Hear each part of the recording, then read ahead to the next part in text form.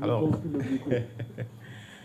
je voudrais juste dire tout le grand plaisir que j'éprouve pour être ici et échanger, je veux dire, parce que je devais normalement me retrouver même derrière dans le public parce que tellement de sommités intellectuelles sont ici en train de nous regarder, qui, à mon avis, pourraient même nous faire des leçons d'agrégation dans leur domaine. Je voudrais aussi profiter de l'occasion pour remercier les initiateurs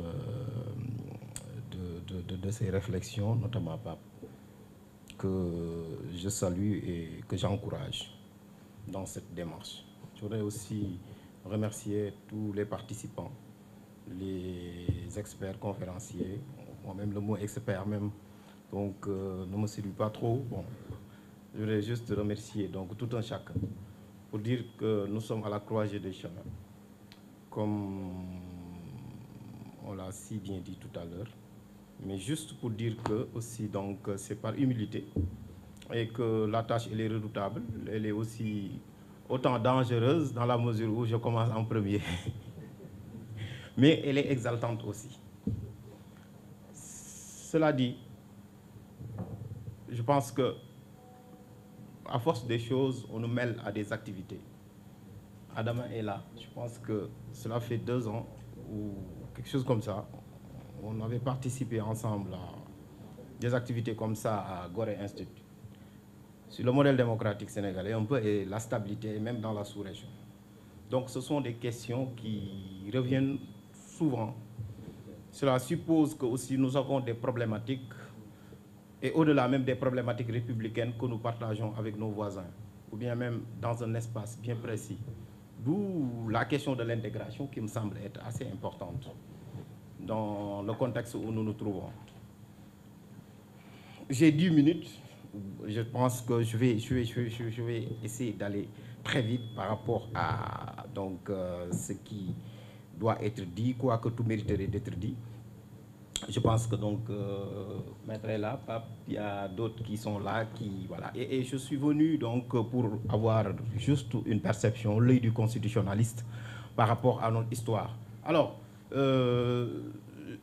à chaque fois que l'on parle du patriotisme, moi, je suis et je regarde, parce que je sais que le patriotisme n'est pas le nationalisme n'est pas l'identité constitutionnelle n'est pas l'identité nationale, vice-versa. Alors, et quand ces mots sont prononcés, je me retrouve et je m'y retrouve dans la mesure où ce sont des mots du droit et ce sont des mots de la Constitution, constituer, c'est-à-dire mettre ensemble. Le Sénégal étant un pays souverain, parfois, la plupart du temps, c'est notre déformation intellectuelle. Je pense que Maître, qui est un de mes plus proches collaborateurs dans certaines situations, donc voilà, a campé le décor. On en parle souvent. Mais moi, je remonte à l'histoire. Je me dis, pourquoi ne pas aller vers 1776? Vous parlez de la révolution Torodo de Thierno Souleymane Baal. Moi, je pense que, est-ce que nous n'avons pas connu la démocratie avant les autres? Ça, c'est important. Et cela nous permettrait tout simplement de nous définir. Pour moi, la démocratie n'est qu'un idéal. On a cité tout à l'heure un leader charismatique que j'ai connu et qui est là, Ousmane Sonko. Il a réussi à déjouer un piège. On lui a demandé quelle est votre idéologie. Il a dit que je n'en ai pas, à part le pragmatisme. C'était pour ne pas se ranger derrière une idéologie peut-être qui serait en porte-à-faux avec nos réalités ou bien qui pourrait le mettre dans une situation un peu hermétique. À ce niveau, je pense que donc, si nous interrogeons notre histoire, nous pourrons y retrouver des aspects qui pourraient donc démontrer carrément que donc, voilà, nous avons connu un modèle.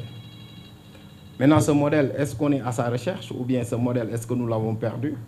Ou bien même, est-ce que nous en faisons usage? Parce que qui parle de modèle parle de contre-modèle et peut parler aussi d'exemple à côté. 3 choses qui peuvent aller ensemble mais qui peuvent se contredire. À ce niveau, je pense que donc, comme le dit un chercheur, le concept de modèle est intéressant. Vraiment intéressant. Pourquoi? Parce qu'il n'isole pas les valeurs, ni les représentations mentales, ni les schémas institutionnels, ni le système juridique, encore moins la symbiose sociologique ou sociétale. Mieux, il leur donne aussi une profondeur et une épaisseur historique indispensable. Je m'en tiens à cela. puisque d'autres éléments peuvent entrer, n'est-ce pas, dans ce modèle. Pourtant, nous autres Africains, même si nos États, pour faire vite, sont en train de construire leur propre modèle en faisant naître un imaginaire, cet imaginaire-là, je peux le dater longtemps ou dans une période récente, 1970, l'école d'Alger, où il y avait, selon notre perception, avec les Karel Vazak et autres, et le juge Kéba Mbaye, l'imaginaire juridico-politique africain. Pour certains, on l'a perdu. Hein. Pourquoi? Parce que tout simplement, à un moment donné, on n'a pas su garder ou inventer ou bien être inventif dans le concert des nations. Alors, ce décalage entre notre modèle et nos réalités, bien entendu, selon certains, ne permet plus donc de définir un modèle précis sur lequel nos orientations ou bien nos politiques sont assises.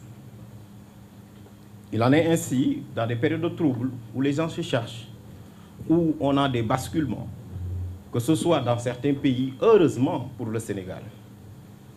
Les révolutions, même si elles sont violentes, ne signifient pas que donc, voilà, il y aurait une prise de pouvoir ou bien une prise de pouvoir par la force, mais par la force des urnes. C'est important. Donc une dose d'originalité et aussi de spécificité. Mais pour autant, on note un décalage dans la mesure où, à chaque fois qu'il y a une révolution, qu'elle soit démocratique ou patriotique, la plupart du temps, il y a des déceptions. Comme disait l'autre, il cite Marcel Prélot, le constitutionnaliste, je suis totalement d'accord. Beaucoup de révolutions mangent leur propre fils. Parce que, tout simplement, faire une révolution est bien, mais conserver les valeurs, les idéaux, les principes et les objectifs de la révolution, c'est mieux. En Tunisie, par exemple, l'un des meilleurs constitutionnalistes africains, d'ailleurs Yad Benhassou, après la révolution, à la suite, qu'est-ce qu'il a dit? On va créer une structure qui va sauvegarder les grands objectifs de la révolution. Il était à la tête de cette structure.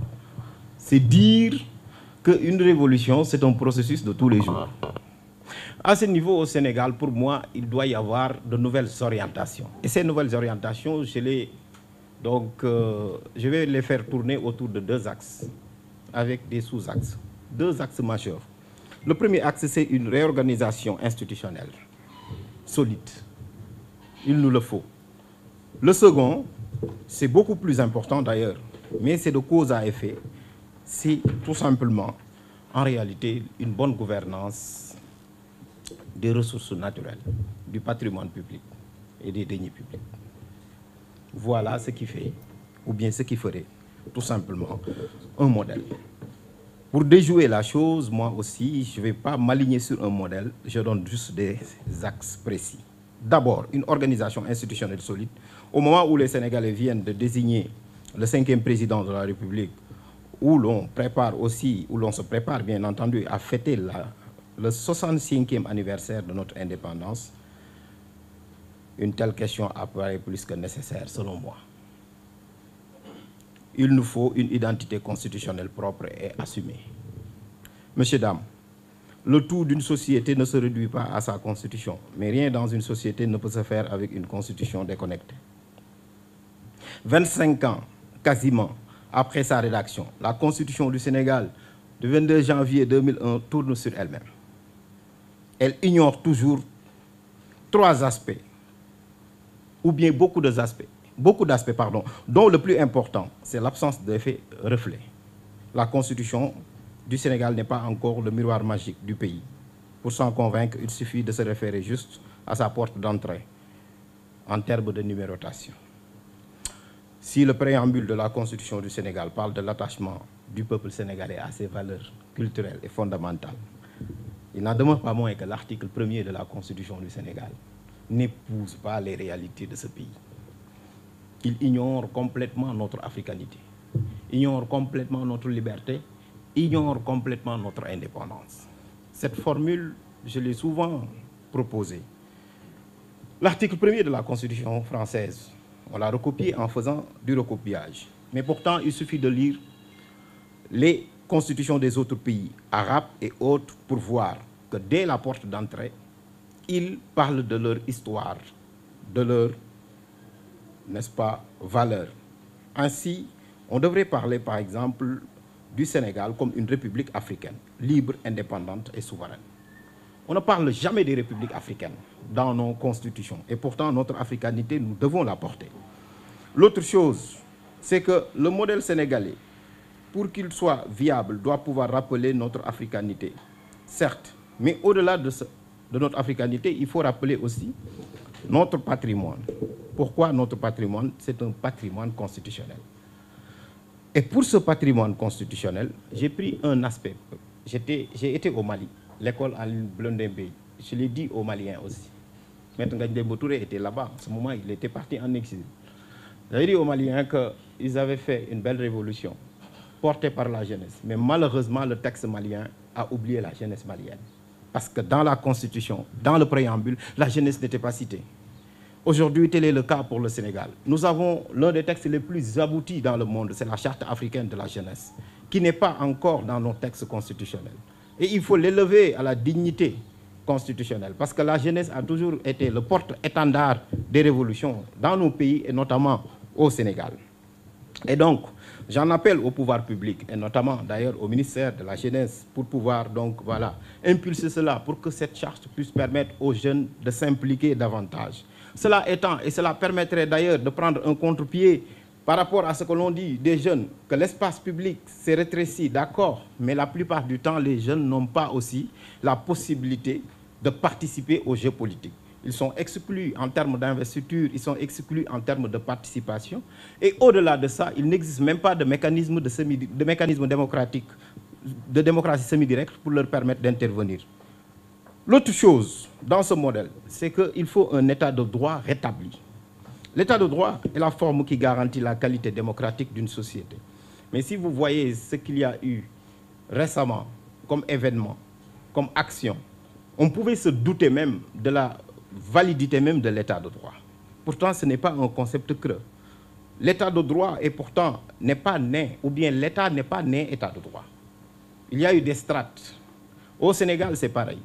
Des luttes ont été faites, des luttes ont été menées pour arriver, n'est-ce pas, à des acquis, à la défense d'un certain nombre de libertés, qui pourtant, à un moment donné, pouvaient, n'est-ce pas, être fragilisés, parfois même mis à l'écart.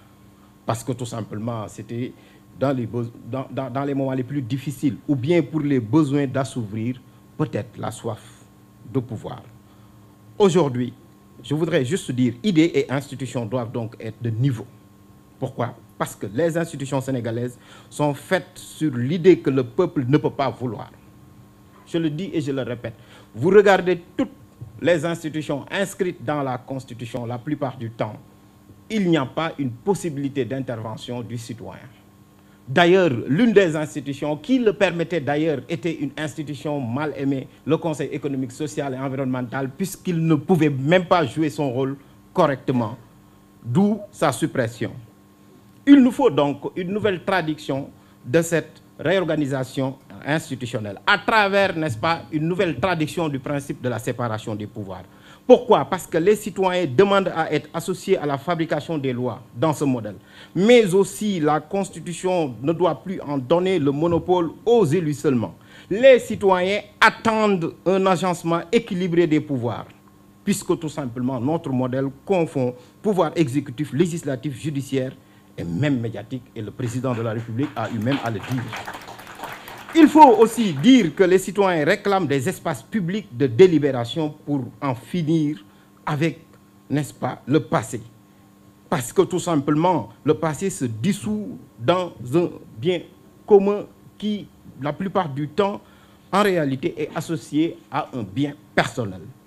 Ils souhaitent une reconnaissance d'un pouvoir décentralisé, c'est-à-dire organiser une gestion qui ne se retrouverait pas ou bien qui ne s'apparente pas à une organisation jacobine des territoires, parce que tout simplement hérité de la colonisation. Mesdames et messieurs, messieurs, dames, dernier axe, la bonne gouvernance des ressources, des biens publics et du patrimoine public. Depuis 2016, ces aspects ont été inscrits dans la Constitution, mais dans la réalité, jamais traduits. Pourquoi? Parce que tout simplement, on n'a pas voulu, ou bien on n'est pas toujours dans un système d'instauration d'une culture, n'est-ce pas, de la transparence, de lutte contre la prévarication des ressources à des fins mercantilistes. Pour ce faire, la transparence doit être le principe fondamental, accompagné, n'est-ce pas, de redevabilité. Et à ce niveau, l'Assemblée nationale du Sénégal devrait jouer son rôle pleinement. L'Assemblée nationale, depuis 2016, a une nouvelle compétence, celle qui est adossée à la compétence moderne des assemblées, c'est-à-dire le contrôle-évaluation. Il n'y a jamais eu de rapport d'évaluation de la part de notre Assemblée nationale, de 2016 à maintenant. Il faut aussi accorder, n'est-ce pas, beaucoup plus d'importance à nos corps de contrôle à un niveau bien élevé pour leur permettre tout simplement de signaler beaucoup de manquements, mais aussi de sanctionner en cas de besoin, mais d'aller aussi vers la pédagogie. Cela permettrait de renforcer des politiques sociales, car il y a une nécessité d'orienter les investissements de manière prioritaire, capacitation, autonomisation concrète des populations. Et sur ce point, il y a lieu de remettre en cause notre modèle par des évaluations périodiques. Il faut le renforcement de la participation citoyenne. Je l'ai dit tantôt, le processus de délibération au Sénégal est très rétréci. Il faut le réinventer. Il faut aussi des luttes nouvelles, mais aussi il faut des mesures d'incitation pour les populations afin qu'ils puissent participer aux jeux politiques, mais aussi à la transformation de ce pays. En dernier lieu, un mot qui revient et qui englobe tout, la souveraineté. À l'origine, la souveraineté était un pouvoir de commandement illimité. Aujourd'hui, la souveraineté, donc voilà, connaît deux versants, interne et externe. Mais nous ne vivons pas seuls. Nous sommes avec, n'est-ce pas, des voisins. Un pays fait son histoire, mais subit sa géographie, disait quelqu'un.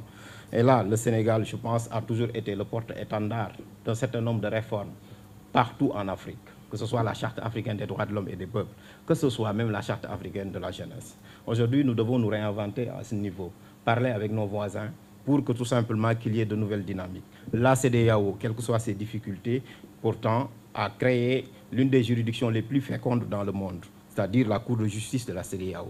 Ces 50 dernières années, pourtant, c'était une réussite de la part des politiques. Donc, nos politiques peuvent faire, et parfois même peuvent bien faire. Cela étant, donc, il faudrait tout simplement, à ce niveau, que l'on puisse avoir la souveraineté dans tous ses versants militaires, économiques, politiques et sociaux. Mais cette souveraineté, elle doit aussi être défendue. Si elle doit être défendue avec patriotisme. Le patriotisme, c'est quoi? C'est tout simplement se battre pour son pays. Car un patriote, c'est quelqu'un qui se bat pour son pays. Dans être ou ne pas être, on peut savoir donc qui est patriote ou qui ne l'est pas. Mais devenir patriote, c'est un processus de tous les jours. Je vous remercie. J'espère que je n'ai pas été long.